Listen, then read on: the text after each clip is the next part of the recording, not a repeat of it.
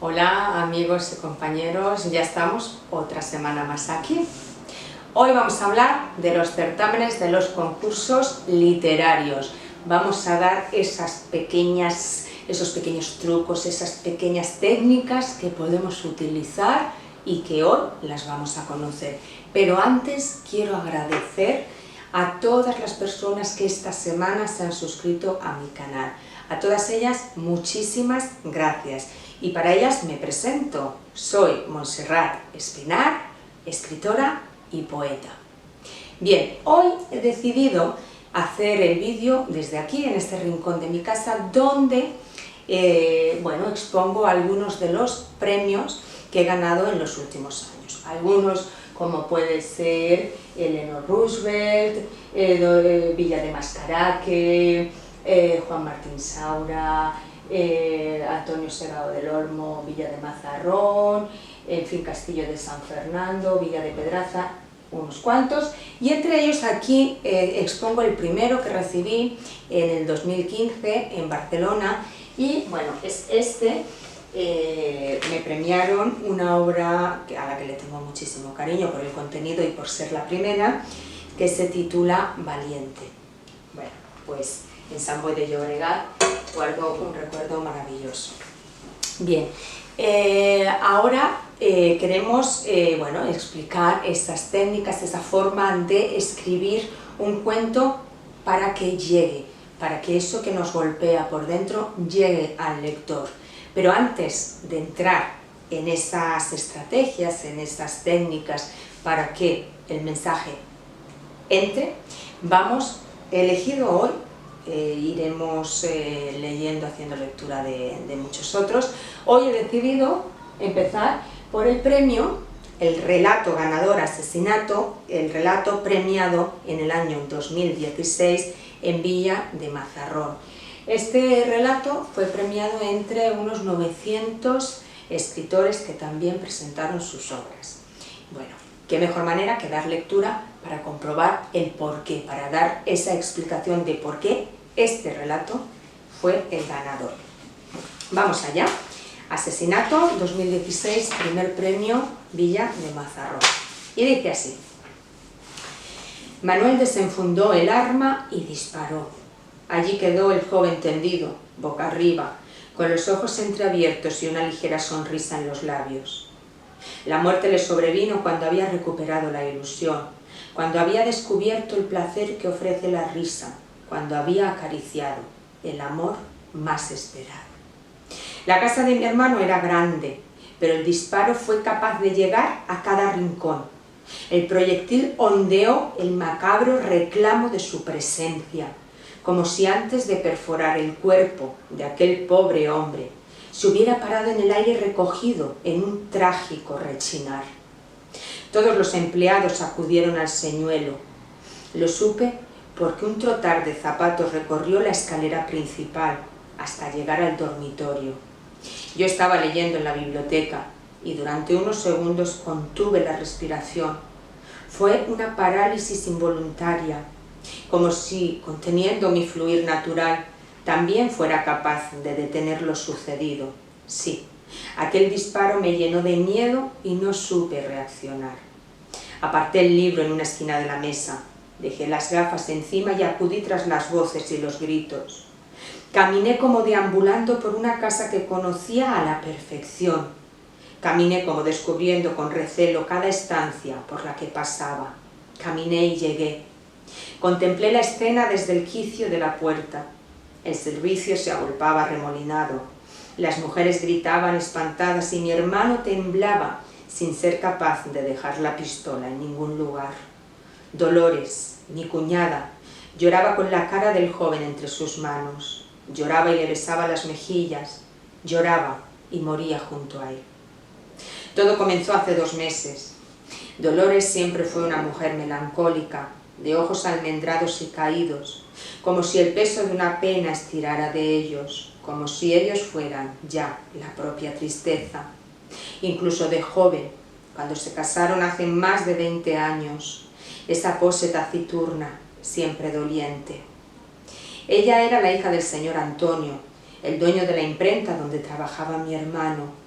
El señor Antonio, gracias a la imprenta y a innumerables años de trabajo, había acumulado un inmenso patrimonio. Manuel comenzó a trabajar con él desde bien joven. Quizá aún no había cumplido los 17 años cuando manejaba con destreza las 3 máquinas del taller, cuando despuntaba en el innovador arte de la serigrafía, cuando ya había impregnado sobre su piel el singular aroma a papel y tinta. Él era 10 años mayor que Dolores, pero siendo sinceros, aquello no fue más que un apaño.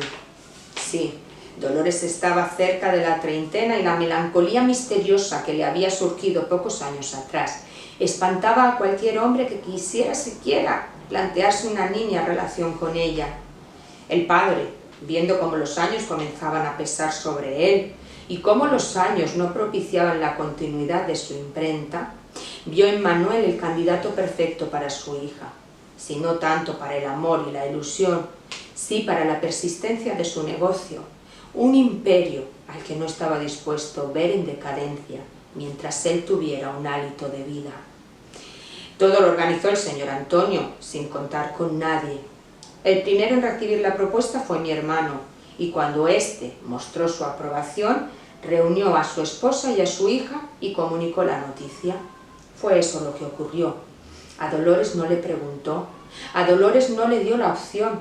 Aquella tarde el señor Antonio divulgó lo que ya era más que una certeza. Supongo que hubo alguna resistencia por parte de mi cuñada. Supongo, porque no conocía de nada a mi hermano y porque su desánimo constante parecía tragarle en una pieza. Al final se casaron y el padre les regaló una casona cerca de la imprenta y un agradable ascenso. Pasó, por lo tanto, de encargado de sección a subdirector general.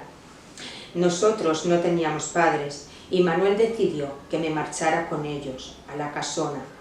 Al principio sentí algo de rechazo frente a la idea de compartir casa y vida con aquella mujer que, por lo poco que habíamos coincidido, me resultaba indolente y distante. Sin embargo, no tuve otra, y haciendo de tripas corazón, fui tras mi hermano, lo único que tenía. La cosa no fue para tanto, y al tiempo descubrí una mujer culta y prudente, una mujer sensible y profundamente afectada por algo que guardaba con recelo, por algo real y no por un proceso misteriosamente depresivo que acallaba el escaso interés de sus familiares. Le encantaba leer y en unos meses mandó organizar una biblioteca en una de las muchas habitaciones vacías de la casa. Allí comenzamos a coincidir. Con pose retraída levantaba los ojos del libro y observaba a mi cuñada. Se pasaba horas leyendo. En otras ocasiones agarraba papel y pluma y en silencio escribía. Era capaz de rellenar folios y folios y yo me preguntaba qué demonios tendría que contar una mujer que no salía de aquella casa. Ni el reciente matrimonio, ni los diferentes esfuerzos de Manuel por complacer a su esposa fueron capaces de variar en lo más mínimo la angustiosa expresión de Dolores. En ningún caso. Dolores admitió y asumió la imposición de su padre y probablemente, con el tiempo, comprobó que Manuel era una buena persona, un hombre tolerante y un compañero incondicional que estaba dispuesto a corearla en el fatigoso peregrinar en que se había convertido su vida. No sé los secretos que se confesaron en la intimidad, no sé la complicidad que pudiera existir entre ellos, pero lo que sí puedo afirmar es que llegó un momento en que sus miradas se volvieron cómplices, en que el respeto y el cariño inundaron aquella casa en la que siempre fuimos 3. No tuvieron hijos. Manuel, en privado, manifestaba su ilusión por ser padre, aunque jamás atosigó a Dolores, jamás, porque entendía que ella también lo deseaba, y cualquier reclamo o presión agudizaría su estado depresivo. Así pasaron los años, 20 años de silencios y rutinas, 20 años de amor y contención, 20 años donde yo compartí ratos de lectura con mi cuñada y la observé a cada girar de página. Fue, como dije, hace 2 meses, cuando de forma incomprensible Dolores comenzó a sonreír. Su rutina cambió. Al terminar de comer se retiraba junto a Manuel, mientras con pose de hombre satisfecho degustaba uno de sus puros cubanos. Ella esperaba con paciencia a que regresara a la imprenta. Era entonces cuando Dolores se acicalaba en el dormitorio y abandonaba la casa. Yo no dije nada. No quería resultar entrometida y callé por respeto a los dos. Pero no sé de qué manera mi hermano comenzó a sospechar. Quizás aquel cambio de semblante, quizás algún comentario del personal de la casa, quizás pura intuición. El caso fue que Manuel pidió a la cocinera que lo mantuviera informado de las entradas y salidas de su esposa. Yo no participé en aquel espionaje, tampoco me lo pidió. Manuel aguantó semanas hasta que una tarde decidió esperarla en la revuelta de la calle. Caminó tras ella y, por lo visto, comprobó que se encontraba con un hombre. Aquella misma tarde, cuando regresó como si volviera de la imprenta, me llevó hasta el comedor y entre manotadas al aire y gritos desorbitados explicó los hechos. Dijo que se abrazaron, que Dolores sonreía y lo tocaba a cada rato, contenida, satisfecha, como enamorada. Dijo que era más joven que ella y este detalle enervaba aún más la furia que venía cargando. No supe qué decir, no supe calmar los ánimos porque era bien cierto que Dolores, por primera vez, se mostraba contenta, como recibiendo una medicina que nadie acertó a dar. Aquellos días fueron terribles. Yo vivía la tensión de mi hermano con un horror desmesurado, como sobrecogida temiendo un desagradable desenlace. Una mañana, Dolores apareció en casa con el joven. Al verlos entrar, atravesar el comedor entre risas, provocó en mí una irritación imposible. No daba crédito a la osadía de mi cuñada. No entendía cómo era capaz de meterse en su casa al amante, entre risas y descaro. Lo sorprendente fue cuando comprobé que me estaban buscando, cuando preguntaron por mí a la cocinera y caminaron hacia la biblioteca. Yo los observaba a través del cristal labrado de la puerta. Cuando entraron no supe qué hacer. Dolores se acercó como ofreciéndome entre sus manos suplicantes la gloria que había encontrado.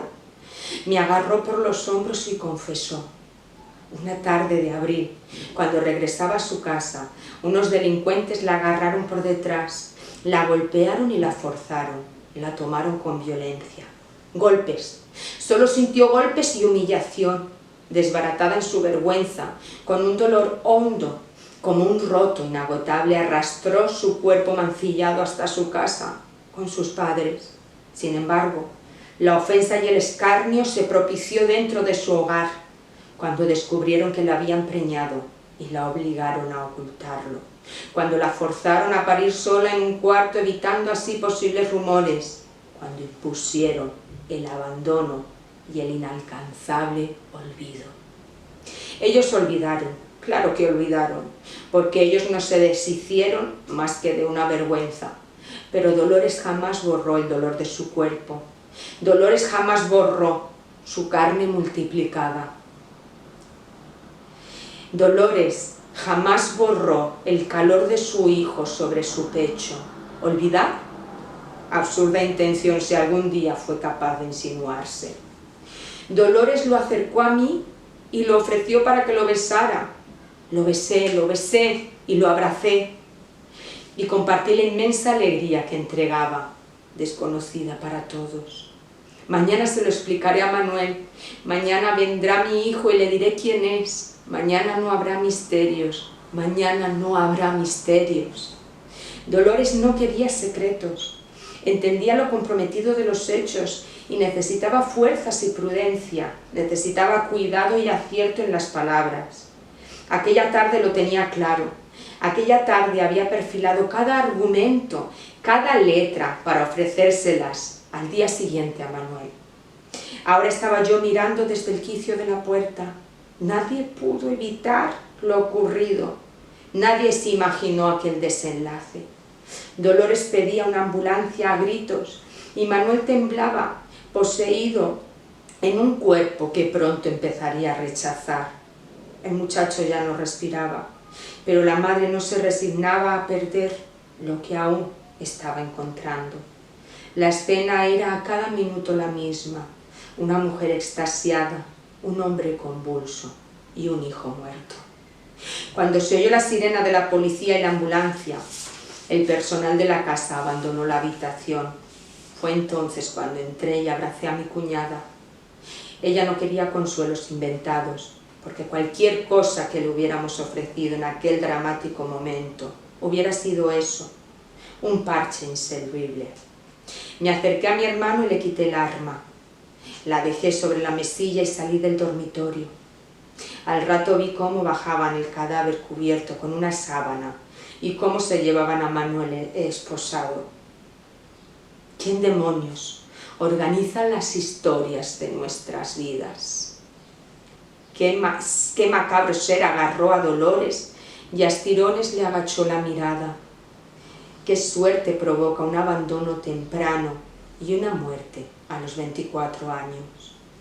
Al día siguiente encontré a Dolores muerta sobre su cama. Había ingerido Dios sabe qué cantidad de sedantes y yacía en el mismo lugar donde su hijo había perdido la vida pocas horas antes.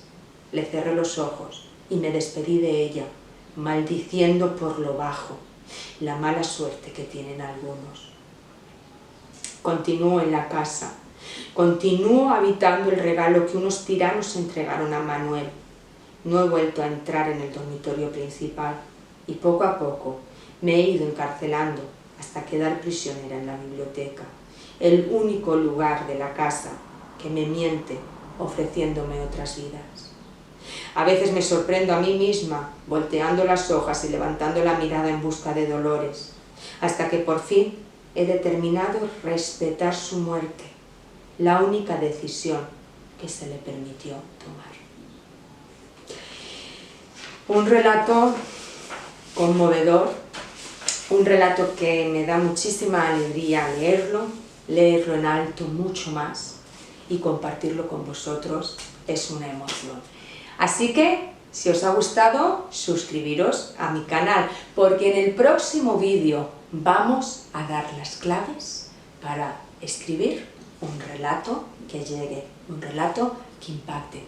Un beso y hasta la próxima semana.